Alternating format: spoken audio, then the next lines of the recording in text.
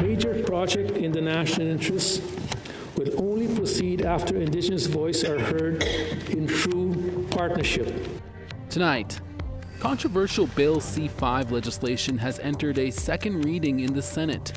We'll bring you an update. We are fighting for our citizens, and we are fighting for the Métis Nation. New and returning Métis Nation of Saskatchewan leadership is being sworn in this week. However, some duly elected officials did not get the chance to attend the ceremony. There's so much harm that has happened because of the Crown. And we are still struggling. And it makes no sense to receive an award. And we'll tell you why an Indigenous homelessness advocate in Montreal declines any recognition from King Charles.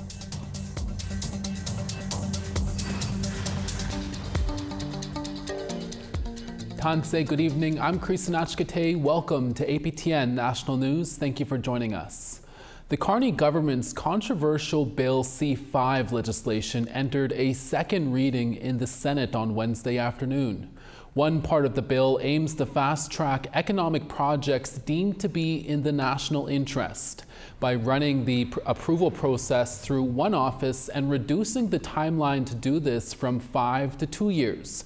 But Indigenous groups complain the bill was drafted without proper consultation and has moved through Parliament too quickly. Hassan Youssef is an Ontario senator and sponsor of the government bill. He says no major project will move forward without proper Indigenous consultation. Major project in the national interest will only proceed after Indigenous voices are heard in true partnership. The rights of Indigenous people are not a footnote, but a foundation. Section 35 rights are enshrined in our Constitution, and the government has committed to stand firmly behind them. As mentioned, the Carney government's contentious Bill C-5 is in the Senate this week. Ontario Senator Pate joined us earlier today to talk about how the bill could affect Indigenous people. This interview was recorded before the bill went to a second reading in the Senate. Thanks for joining us, Senator Pate. Bill C-5 was moved very quickly through Parliament, and it looks like it is due for a third reading and a final vote by Friday in the Senate. Do you think this is moving too fast? Well, certainly many people have written to us, have called our offices, and the witnesses who appeared in Committee of the Whole and the pre-study in the Senate said that. And so, yes, I think there's an urgency. Then all the witnesses who appeared have said we need to move. We obviously need to move to be able to deal with some of the trade issues that are of concern. But when it comes to the consultation pieces, that we should be taking at least the summer to do that. So that's something that we have heard loud and clear. And, they're in the House of Commons, they separated out those two sections of the bills, but then still passed them. So we're expected to pass it by Friday here as well. What are some of the concerns you have with the legislation as far as Indigenous groups are concerned? Well, the Indigenous leaders who appeared before us have been extremely clear that they think there should have been adherence to the UN Declaration on the Rights of Indigenous Peoples, free, prior and informed consent, and those consultations needed to happen before the bill is passed, not afterwards. We're heartened by the fact that a letter was received. I just received it today, but it was written yesterday by Minister LeBlanc, basically reassuring us that the kind of consultations that need to happen will happen over the summer. That's hopeful. However, it's not in the bill, and so the concern remains that if that commitment is not lived up to, if it's not in the bill, how will it be remedied? And so that's a concern. There's also concern about, obviously, the environmental, social, and economic impacts for those who are left behind. And the national chief, Cindy Woodhouse-Nippanack, when she appeared before us, talked about the fact that there are national infrastructure or infrastructure projects in First Nations that are of national significance, and was a plan to actually implement provide resources to ensure that those needs are met. And that, it certainly wasn't a clear response, but those are the sorts of questions that many of us have. We see that the need to deal with interprovincial trade is obviously important, the need to build up the capacity in Canada. But as wildfires are raging and many First Nations are dealing directly with that issue right now, it's very clear that the need to consult, the need to take into account the environmental, but also the economic and social interests for Indigenous people is crucial. Senator Pate, will there be enough time to make amendments at the committee level, and do you plan to make any? I'm not planning to make amendments, but if there are amendments coming that are around free, prior, and informed consent I understand that possibly one or more of my colleagues, particularly one or more of my Indigenous colleagues, may be making amendments, and then I will certainly look to those.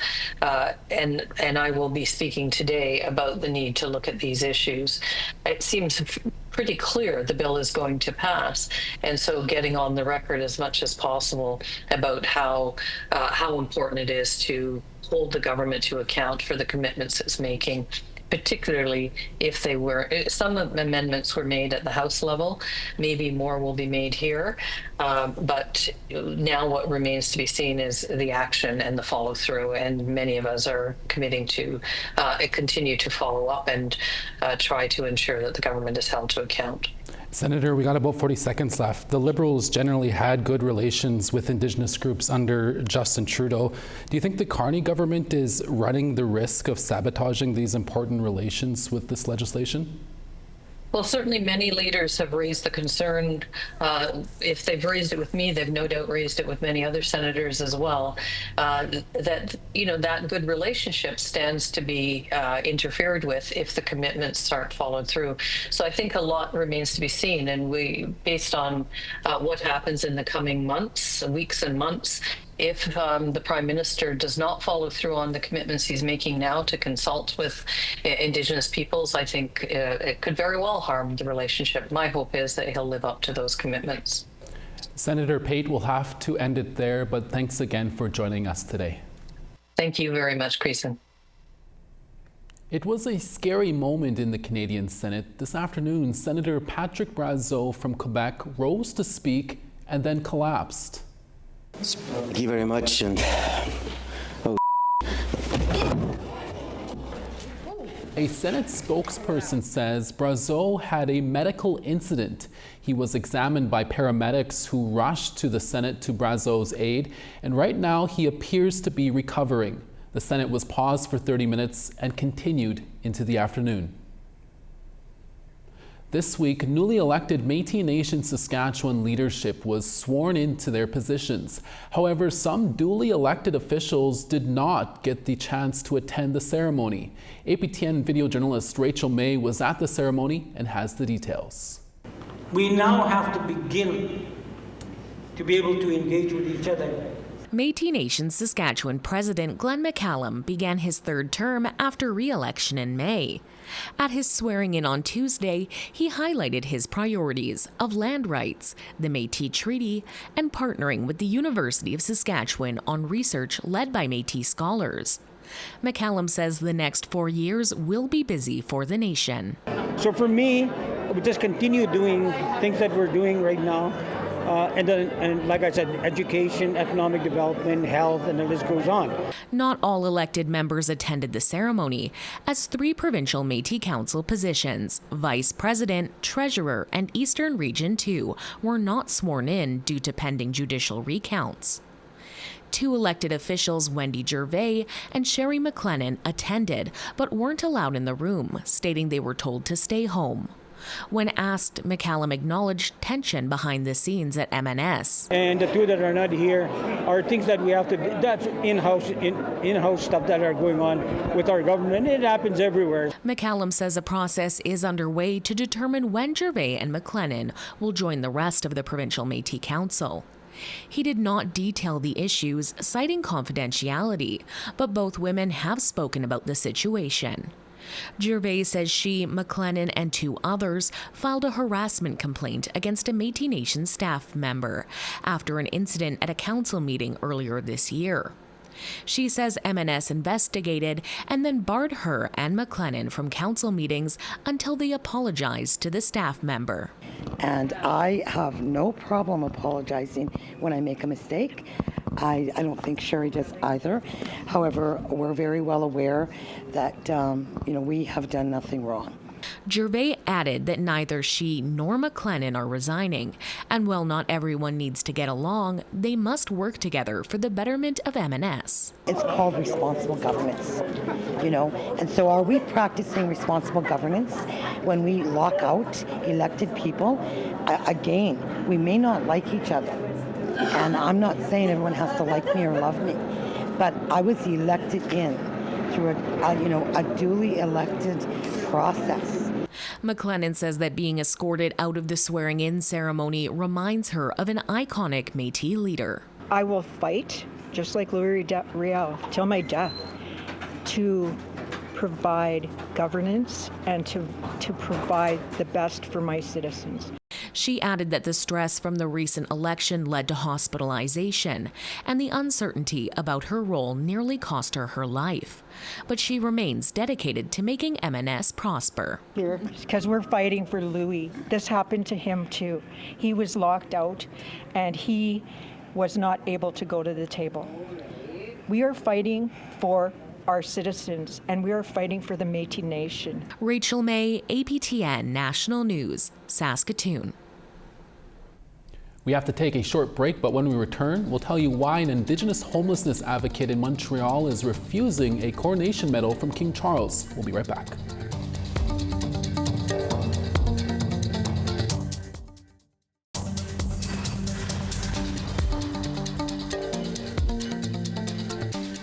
Welcome back.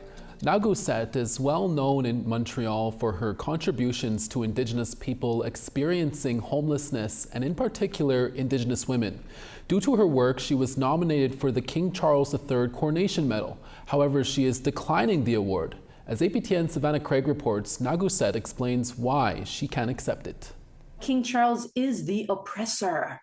So how do you take an award from an oppressor? I don't know how to. So I would prefer not to. Naguset has been the executive director of the Native Women's Shelter of Montreal for more than 20 years. She's also the founder of Resilience Montreal, a center to support homeless people near Cabot Square in downtown Montreal. Due to her contributions to the Indigenous community, she has been nominated for the King Charles III Coronation Medal. There's so much harm that has happened because of the crown. And we are still struggling. And it makes no sense to receive an award. Naguset says this award also contradicts the Permanent People's Tribunal she's hosting next year. It will investigate human rights violations related to missing children and unmarked graves at residential schools, seeking accountability from both the Canadian government and the Crown's roles in the residential school system. The PPT is going to happen in May of 2026. So it would feel very strange to serve him with an indictment and then take an award. No, I can't do it. I can't.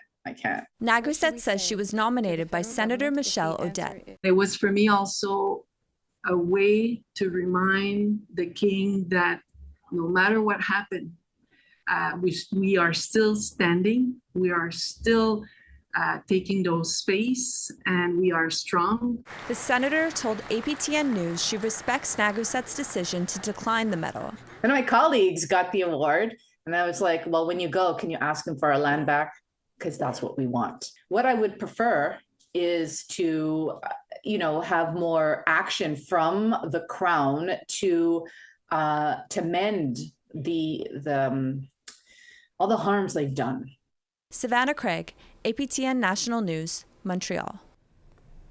Today in Ottawa, Governor General Mary Simon presented 32 appointees into the Order of Canada, along with 29 Canadians who received meritorious service decorations. Among them were 5 Indigenous honorees. Haida Gwaii artist James Hart Edenshaw received the Officer of the Order of Canada for his work in creating artworks that raise awareness in reconciliation and environmental protection. Jeff Reading from Tyendinaga First Nation received the Member of the Order of Canada. He's recognized for his leadership in traditional knowledge and Western health practices, which has positively impacted Indigenous peoples' health worldwide. Phyllis Webstad from Canoe Creek Indian Band inspired Orange Shirt Day, which takes place every September 30th in Canada. She was honored with the Meritorious Service Cross. She shared her story about how, as a child on her first day at residential school, her special orange shirt was taken away.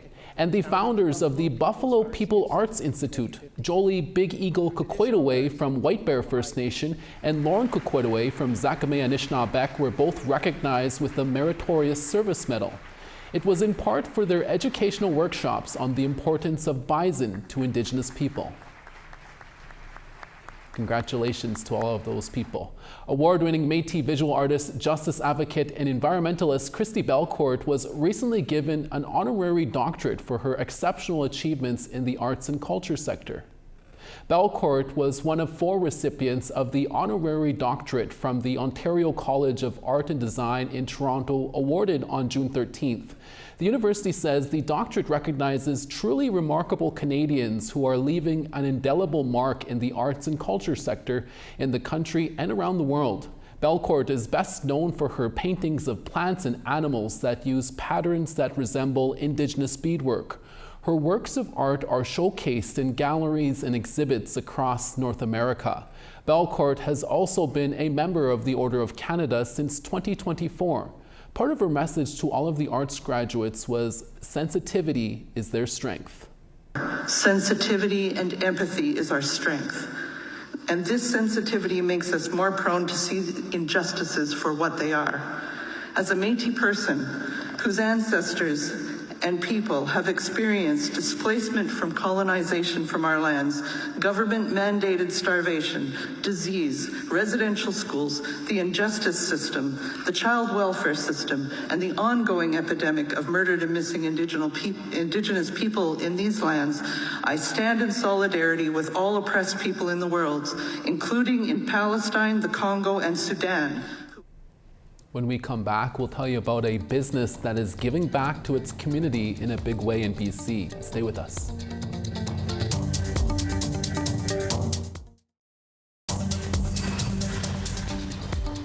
Thanks for staying with us. Time now for our photo of the day.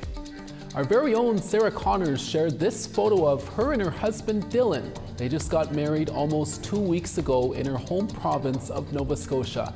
A big congratulations to Sarah and Dylan from all of us at APTN National News. Send us your photos to share at aptn.ca for the chance to be our next photo of the day.